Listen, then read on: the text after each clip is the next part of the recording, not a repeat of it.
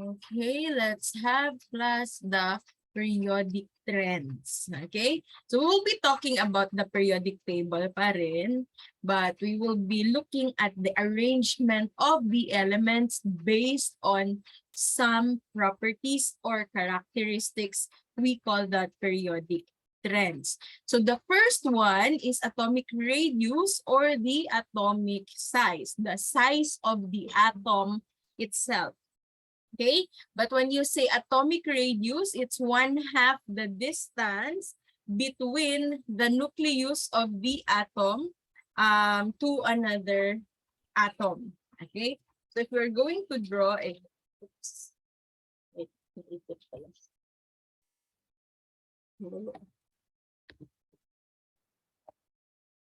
let's see.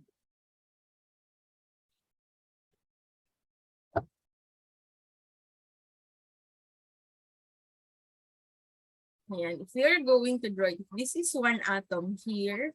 We have the nucleus. And then katabi niya ay another atom. This is the nucleus. This one here. Okay. Ayan. That's the distance between two nuclei. So 1/2 of that is called the atomic radius. But pag sinabing atomic size, it's the size of the atom itself. Okay? Now, how the elements are arranged in the periodic table? Ganito. From left to right daw, class. Please get your periodic table para makasunod kayo. Sige. Kung meron kayong periodic table dyan. Sige. Sabi dito, from left to right, decreases. Balikan ko yung periodic table ko. Ito yung periodic table, but this is not the, the common. I mean, yung latest. From left to right, this is the left here, going to the right. Okay? So, lahat yan, going to the right. Anong sabi? From left to right, decreases, increases? Decreases. Okay. Sorry kay hindi magkatabi ito. From left to right daw, decreases. But from top to bottom, increases. So it will look like this. Okay? Ano lang ito ha, illustration lang ito. Na-skip yung transition metals doon sa center. But ganun pa rin, kasali sila sa periodic trend. So kung tatanungin kayo, class, paano ba na-arrange ang mga atoms in the periodic table in terms of their size? Ganito yung isasagot natin. From left, galing dito na side, okay? Galing dito na side, from left to right, nagde-decrease yan. So lahat ng mga atoms na nandito sa left side, malalaki yan sila. Yung mga atoms na nasa right side, maliliit. Okay? And from, top to bottom, as you go down the group, nag-i-increase. So, baliktad. So, yung mga elements na nasa baba has larger atomic size. Okay? So, kung tatanungin kayo, ano ang mas malaki? Lithium ba or fluorine? You have to know their location in the periodic table. Nandito si lithium. Wait lang, ha? Okay, andito si lithium, andito si fluorine. So si lithium nasa left side, tapos si fluorine nandun sa pinaka-right side. So definitely, ang sagot dyan is si lithium. Okay? So you should know how it is arranged. Okay, very good. Lithium yung mas malaki compared to fluorine. Yes, Atasha? Ma'am, ano ganit po tawag if sa bottom? From top to bottom? Yes po. What do you mean bottom? Bottom na? From top to bottom po, ma'am. From top to bottom, mag-i-increase siya ang atomic size. So, ganito ang illustration niya. Example sa group 1, halina, we call this halina kay Ruby session branch. That is how I memorized the elements in the group 1 of the periodic table. Halina, kay Ruby, Sesium, Franchon. Okay? As you go down the group class, lumalaki sila. So definitely among the elements in the group 1, hydrogen yung pinakamaliit. Hindi lang kita dito sa illustration kasi 6 lang yung sinali dito sa illustration. But ang pinakamalaki dyan ay francium. Okay? Again, ang pinakamalaki dyan ay francium. Sige. So nagde-decrease yan going to the left. Going to the right. And then nag-i-increase if you are going down. So there will really be questions, class, in the board exam asking you to arrange the elements according to their atomic size. Okay? So they will be giving you set of elements. Example. Sulat ko ha. Arrange the following element according to increasing atomic size. Okay, we have, bakit tayo?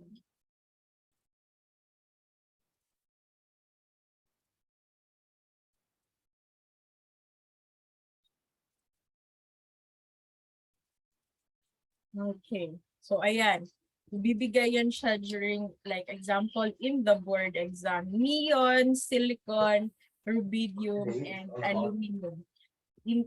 Increasing atomic size yung pag-arrange niya. So magsisimula tayo sa pinakamaliit. Alin sa apat na dyan, sa tingin ninyo, ang pinakamaliit?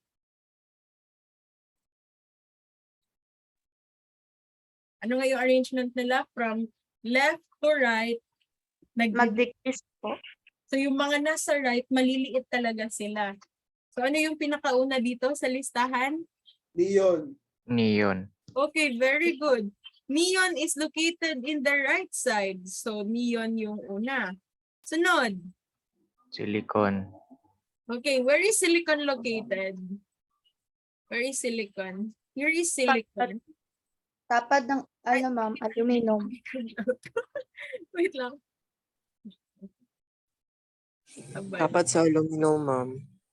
Okay. Ayan si silicon. Baliktad yung aking Tapad sila sa aluminum. This is the aluminum and this is the rubidium. So as you can see, magkatabi si aluminum and si silicon. But since si silicon is nasa right side, mas maliit siya, class, kaysa kay aluminum. So silicon muna before aluminum. And syempre, since this one is located in the left side and at the same time, nasa baba pa talaga siya. So malaki talaga si rubidium. So that's how you arrange the elements according to their increasing atomic size. Okay? May mga questions din, class, na decreasing. Okay? Pero sa exam, since hindi nyo pa memorize yung periodic table, no? During the prelim exam, I will let you use the periodic table pa. Basig makurat-kuratan mo na sa periodic table, naglibog na mo kung asa sila nakabutang. Okay? So meron akong questions nito sa exam natin, sa prelim exam, that you will be asked to arrange the elements. Example, according to increasing atomic size. Again, I will let you use your own periodic table. So pag wala kang periodic table sa exam, mag-imagine na lang ka kung asa nabutang ang mga elements. Okay? So next, we have the electronegativity. This is another characteristic of our atom. And this is defined as ability to attract electrons. Okay?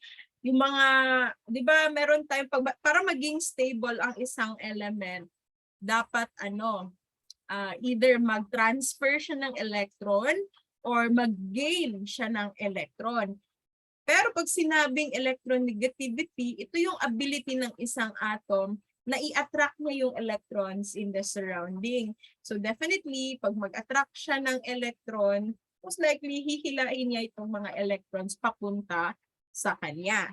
So, how are the elements arranged according to their electronegativity? Baliktad ito ng atomic size. Please take note, baliktad ito ng atomic size. Kasi from left to right, nag-i-increase yung electronegativity. Okay, from left to right, there will be an increase in the electronegativity. Baliktad, no? Kasi kanina sa atomic size, from left to right, nag-decrease. Tapos, from top to bottom, galing sa taas, papunta sa baba, baliktad din sa atomic size kasi nag-decrease yung electronegativity. So, what happened? Anong mangyari dito? From left to right daw, mag-i-increase yan. Okay? Pero, galing sa taas, papunta sa baba, nagde-decrease. So, ito yung mga numbers. Merong mga numbers sa electronegativity class, but I will not be asking you to memorize this. Okay? Again, wait lang. Ingat lang muna natin. Ayan. Again, I will not be asking you to memorize this. Marami na masyadong i-memorize, no? But you can look at your periodic table class. May nakalagay dyan. Maraming numbers yung nakalagay dyan sa periodic table ninyo.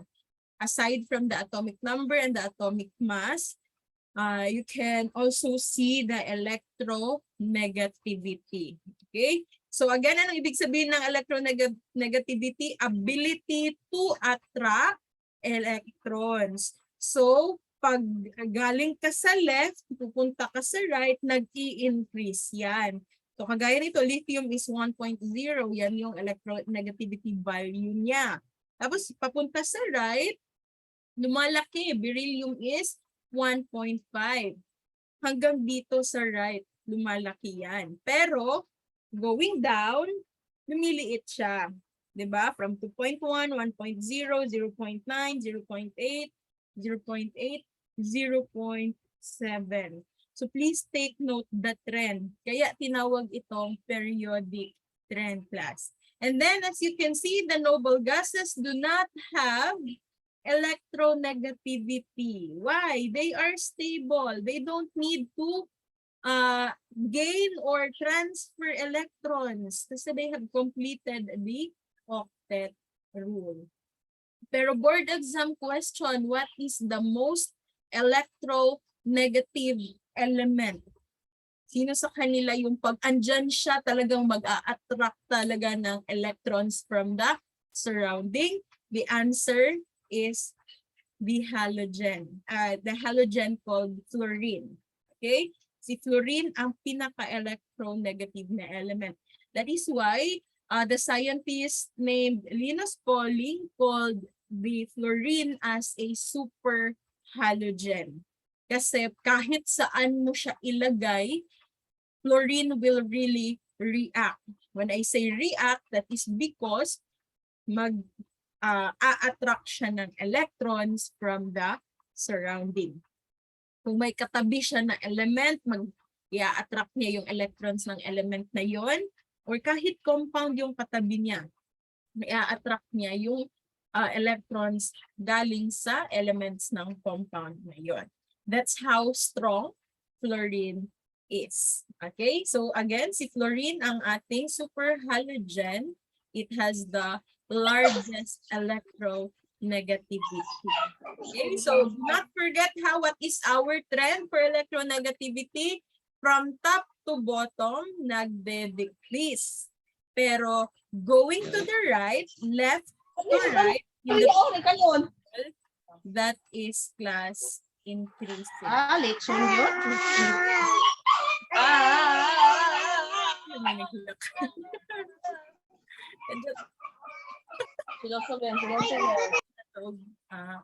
Unsa to? Nawala na. Okay. Sige. Okay. So, again, lang ha. Ito yung ating arrow. Yung arrow, yung tip ng arrow, yan yung nagsisignify na mas malaki yung kanyang value. So the arrow looks like this. From hydrogen going to the right, there will be an increasing trend.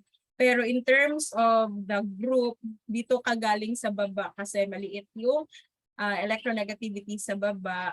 And then going up, that's how it increases. Okay? Now, the third one for the periodic trend is the ionization energy, or we also call this as ionization potential. Ano naman ang ibig sabihin ng ionization energy or ionization potential? It's the ability to remove an electron from a positively charged atom. It's different ha, it's different from electronegativity. Si electronegativity, i-attract niya yung atom sa surroundings. So si fluorine, kaya niya yon, attract niya. Itong ionization energy, ito yung ability ng isang atom na i-remove talaga. If meron siyang katabing positively charged atom, kagaya ng sodium or lithium, i-remove niya talaga yung electron doon. That is called ionization potential or ionization energy. So the trend is the same with the electronegativity. From left to right, nag-i-increase, but from top to bottom, there will be a decreasing trend. So pakisulat na yung electronegativity and ionization energy or potential magkapareho ng trend. So it still looks like this class for the ionization energy or ionization potential. Galing sa left, papunta sa right, nag-i-increase from bottom to top. Okay? Ganun pa rin, nag-i-increase siya. So kung pababa tayo, there will be a decreasing na trend. Okay? And then we have the electron affinity. I-summarize lang natin ito later ha. Ano naman ang ibig sabihin ng electron affinity? This one naman is the ability to accept an electron. Kanina, yung baka ma-confuse kayo ha, electronegativity, ability to attract electrons. Mag-a-attract pa lang. Si ionization potential, yun na talaga yung i-remove niya yung electron from a positively charged atom. This time, when you say electron affinity, tatanggapin niya na talaga ang electron. So magiging kanya na ang electron. Again, we call that electron affinity. And ano yung ating trend dito? Sa electronegativity, ionization potential or ionization energy, and electron affinity magkapareho ng periodic trend. From left to right, mag-i-increase. From top to bottom, magde-decrease. Okay? Sige. So ano yung naiba na sa periodic trend? Ang naiba doon, yung atomic size. The rest, magkapareho na sila. Electronegativity, ionization energy or potential, and the electron affinity. So we have again the same trend for the electron affinity. Affinity means the ability to accept. Tatanggapin niya na yung electron or electrons if marami. So, take note class, i-summarize natin yung ating trend. We will just add the metallic and the non-metallic character.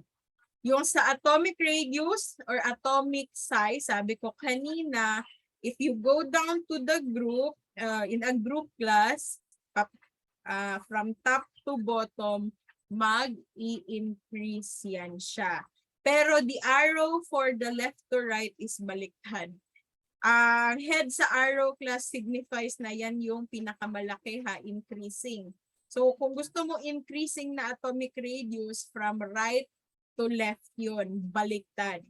Okay? Baliktad siya. Kasi nandito yung mga malalaki na atoms. Nasa left side and at the same time nasa baba. And then if you are going to reverse the atomic size, you will get 3. Though hindi nasali si electronegativity sa illustration, paki-add na lang. Si ionization energy, si electron affinity, and si electronegativity, magkapareho sila ng periodic trend. Na from left to right, magde-decrease. That is why si fluorine yan tinatawag na super halogen. Pero, in terms naman sa group, nandito sa taas yung may pinakamalalaking ionization energy, electron affinity, and electronegativity. Okay, so maliliit, mabababa yung electronegativity dito sa bottom. Kaya yung arrow niya is pointing upward. Nandito yung malalaki yung kanilang values. Now, let's just add non-metallic character class. Non-metallic character is going like this, going to the right and going up. It means as you go, if you go from left to right, nag-i-increase yung non-metallic character. Kasi remember, di ba, itong side na ito, napuno ito dito ng non-metals. So please take note na yung mga non-metals natin nandun sa right side ng periodic table. Okay? And then going up, meaning yung mga nasa taas, nasa right side at the same time nasa taas like yung fluorine, sila yung may pinakamataas na non-metallic character. And for the metallic character, that's the reverse. Our, except for hydrogen, hydrogen is a non-metal. Our metals class are located on the left side. Okay, on the left side of the periodic table. And yung may pinakamataas na metallic character nandito sa baba. Left side at the same time nasa bottom. Okay, so again, anong topic na ito? Periodic trends. How the elements are arranged in the periodic table according to these properties. Meron silang trend na sinusunod. So, hindi tayo mako-confuse pag tinanong tayo aling mga elements yung may pinakamalalaking atomic size. So, you should know na nasa left side and yung pinakamalaki talaga nasa baba. Okay? Sundan nyo lang yung trend natin. Okay? Do you have questions about this? Wala pa nag-sink in. Bago pang mata. Bago patang mata, wala pa nag-sink in. Yan lang. By the way, di ba sabi ko mag-quiz ako tomorrow? No, I will not include this in the quiz. I'll give you more time to absorb this one, this part here. So yung mga na-discuss ko last time, yun lang yung isasali natin sa quiz ha. Kasi again, I'll give you more time to absorb this one. Medyo confusing pa naman ito. Okay? So how about the melting point? Diba pag sinabing nag-melt, you are turning a solid substance into a liquid. Okay? So when you say melting point, it's the amount of energy you need, okay, to break the bonds that will result to the conversion of a solid substance to a liquid. Now, for the melting point class, these are the melting points of our metals. If the metals are solid and then we want to liquefy them, ito yung mga melting points nila. In degrees Celsius yan ha. Now, class, we don't really have a periodic trend for the melting point. Unlike yung atomic size, electronegativity, electron affinity. Now we can just look at the periodic table and we will see there kung mataas ba or mababa yung kanyang electronegativity, kung malaki ba siya or maliit ba siya na atom. This time again, for melting point, wala itong periodic trend. Hindi siya naka-arrange properly in the periodic table. Malalaki yung values, for example, anong pinakamalaking melting point ang nandyan? Sino yung, Carbon, ma'am. Carbon. it's the carbon. Carbon plus at 3,500 degrees Celsius. Ganun kainit yung kailangan niya before mag-melt si carbon. And then remember that carbon is a non-metal. It's located on the left side of the periodic table. And you can, as you can see, erratic na yan lahat. Beryllium is a metal but it will melt below 1,500. Okay? So hindi na, wala nang periodic trend na sinusunod ito. I'm not saying that you are going to memorize this, but you should just know na when you say melting point, that's the energy we require to convert solid to liquid, and that there is no periodic trend for our melting point. But take note of the following points. When you say metals, generally they have high melting point compared to our non-metals. I think with the exception of carbon, kasi carbon is a non-metal pero siya yung may pinakamataas doon na melting point. But generally, metals possess a high melting point. And generally also, non-metals possess low melting point. So again, the exception is the carbon kasi non-metal siya pero it has the highest melting and at the same time boiling point among the elements. And another exception here is the semi-metal boron, which also possess a high melting point. Take note that boron is a metalloid. So if you're going to go back here, we have carbon, katabi niya si boron. So highest melting point si carbon, followed by boron, which is a metalloid or a non-metal. And the rest are metals here. May mga non-metals dito sa baba. Pero remember, generally, non-metals have low melting point because as you can see, that's below 0. But generally, the metals like this one, calcium, titanium, chromium, magnesium, iron, they really have high melting point. So yan yung rule natin, pero wala tayong periodic trend. Okay? So let's practice. Sige. Take out your periodic table and let's practice. Which do you think among the given elements in the choices has the largest atomic radius or atomic size?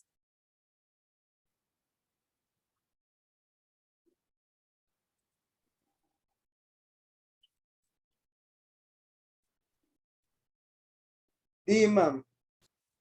D? Ano yan? D. D? Calcium? Yes po. Okay, let's see later. Let's check later ha. Kung calcium ba talaga ang may pinakamalaki na atomic size.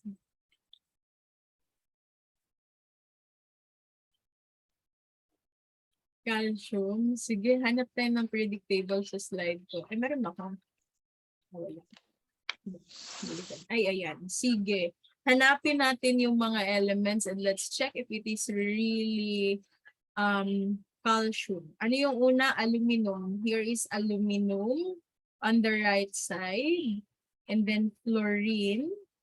And then where is sulfur? Okay, here is sulfur. And we have here the calcium. So ano nga yung trend natin sa atomic size? From left to right, Decreases. mag-decrease yan. Okay, I'll just write D. From top to bottom, mag-i-increase. So nag-decrease siya going to the right, meaning maliliit itong mga elements na ito. Ang pinakamaliit talaga si fluorine, followed by sulfur, followed by aluminum, and then ang pinakamalaki, syempre, itong nasa left side. And that is calcium. So your answers are correct. Calcium, letter B. So ayan yung examples ng example ng question sa exam, even in the board exam. Okay, next down. How about this? Which of these elements has, take note, lowest ionization energy? Sodium, phosphorus, chlorine, or aluminum? Again, the question is lowest ionization energy. A. Ano yan? The A, A, ma'am. ma'am. A? And A. Sige, let's check. Let's check if it's really sodium. Sige. Balikan natin yung ating periodic table. Okay. Sige. Ano nga yung question? Ionization energy na. Dito tayo. Okay. So this is our trend for the ionization energy. Going from left to right, nagde-decrease, pero in terms sa group, mag-increase siya kung nasa taas. Pero yung question is the lowest. So hanapin natin yung mga elements. We have sodium here, and then phosphorus, and then chlorine. What's the other one? Aluminum. Okay, nasa isang period sila. Pero anong sabi? As you go from left to right, mag-i-increase siya. So, hindi na tayo talaga mag-iisip ng todong-todo here kasi isang period silang lahat. So, definitely yung nasa left side, yung pinakamaliit class. So, that is correct. Sodium. The correct answer here for the lowest ionization energy among the given elements is the sodium. Okay, very good. So, kaya kapag ka merong periodic table. Ang dakong problema na pag wala na periodic table.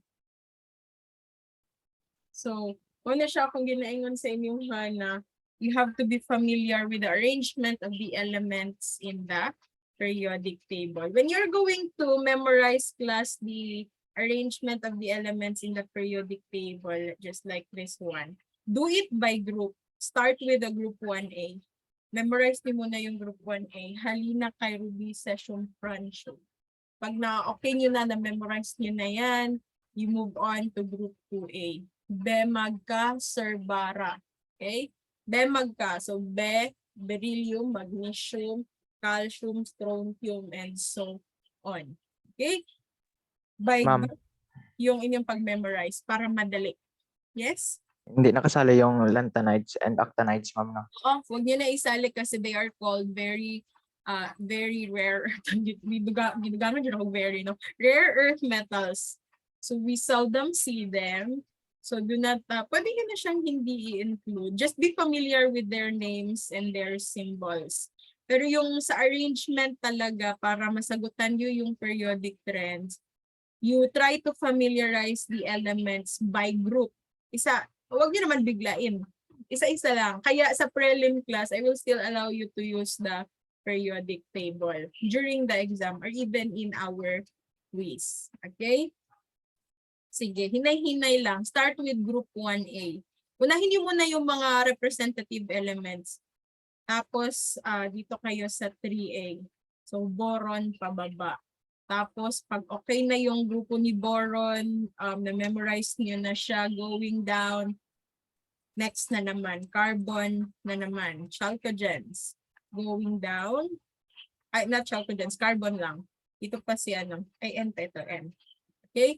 Nitrogen, pababa. Tapos, oxygen. Kulang na yung ako ang linya. Okay? Wala pa yan siya, apel. Okay? Chalcogens and then halogens. Tapos, hanggang umabot kayo sa noble gases. Pag okay na yung mga group A or family A elements, that's the time you start the transition metals. Mag-memorize ng transition metals. So, bali 10 grupo ito lahat for the transition metals. Mas madali sila kasi mas konti yung elements dyan per group. Marami nga lang grupo. Okay? Sige. So, I hope you will start doing that para hindi kayo mahirapan. Okay? Do you have questions? I think that's the last part of the slide. Questions or clarifications?